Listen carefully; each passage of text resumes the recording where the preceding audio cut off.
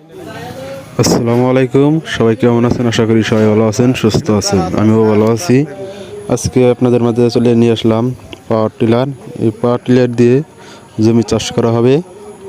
চলুন দেখা যাক আমরা কিভাবে জমি চাষ করি। প্রথমত আমরা স্টার্ট দিয়ে নেব।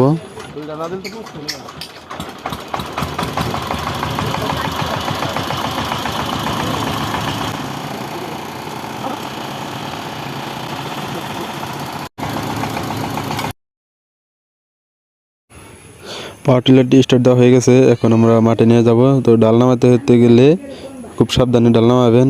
আর এই যে বাতাগুলো দেখতেছেন, এই বাতাগুলো খুবই সাবধানে নামাবেন। যদি সাবধানে নামান একটু 19-20 হয়ে গেলে পাওয়ার টিলারটি উল্টে যাওয়ার সম্ভাবনা থাকবে। আমরা পাতাটা পার করে ফেলেছি। এখন আমরা যে জমিটা চাষ করব সেই জমিতে নিয়ে যাব। আমরা এই জমিটা চাষ করব।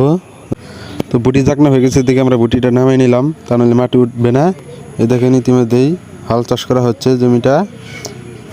তো দেখেন অনেক মাটি তো এসে পড়েছে এক চাষে। দেখেন প্রচুর মাটি চলে আসছে।